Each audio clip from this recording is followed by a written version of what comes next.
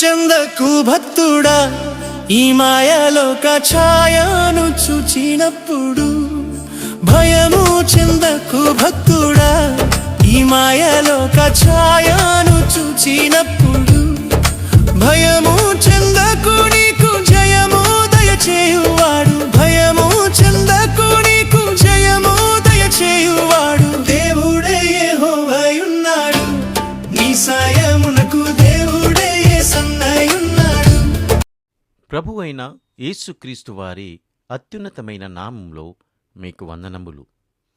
పరిశుద్ధ గ్రంథమైన బైబిల్లో మత్తయి సువార్త 7వ అధ్యాయం 9 మరియు 10 వచనాలలో మనం ఈ విధంగా చదువుతాం. మీలో ఎవడైనను తన కుమారుడు రొట్టె అడిగినప్పుడు అతనికి రాయిని ఇస్తాడా? లేదా చేపను అడిగినప్పుడు అతనికి పామును ఇస్తాడా? ఏ మనిషికైనా తన పిల్లలు అమూల్యమైన వారు. వారి రక్షణ కోసం వారు అన్ని విధాలుగా కృషి చేస్తారు. వారి ప్రతి అవసరాన్ని తీర్చడానికి ప్రయత్నిస్తారు. వారి భవిష్యత్తు కోసము వారిని సిద్ధం చేస్తారు. వారి మేలు కోసం సాధ్యమైన ప్రతి ప్రయత్నాలు చేస్తారు. అందుకే ప్రభువైన యేసుక్రీస్తు ఇలా గుర్తు చేస్తున్నారు. మీలో ఎవడైనను తన కుమారుడు రొట్టె అడిగినప్పుడు అతనికి రాయిని ఇస్తాడా?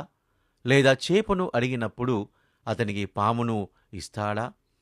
అలా చేసే వ్యక్తి ఎవరూ లేరు.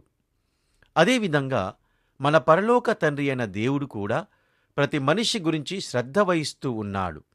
ముఖ్యంగా మనిషికి అత్యంత అవసరమైన దాని గురించి ఆయన శ్రద్ధ చూపుతూ ఉన్నాడు. మనిషికి అత్యంత అవసరమైనది పాప క్షమాపణ మరియు రక్షణ.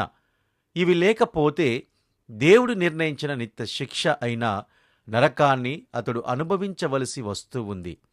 అందుకే ప్రభువైన యేసుక్రీస్తు ఈ లోకంలో మానవునిగా జన్మించాడు. సమస్త మానవజాతి పాపాలకు రావలసిన శిక్షను శిలువపై భరించారు. ఆయన మరణించి 3వ రోజున మృతులలో నుండి తిరిగి లేచారు.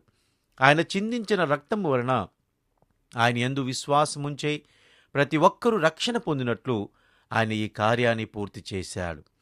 దేవుడు ప్రతి మనిషికి ప్రభువైన యేసుక్రీస్తు ద్వారా రక్షణ పొందుటకు ఒక అవకాశాన్ని ఇస్తూ ఉన్నాడు.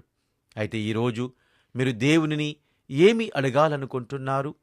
దేవుడు మీకు ఇట్టి కృప అనుగ్రహించాలని మేము మీ కొరకు దేవునిని ప్రార్థిస్తున్నాము. దయచేసి ఈ విషయాన్ని గంభీరంగా ఆలోచించండి, నమ్మండి మరియు రక్షణ పొందండి.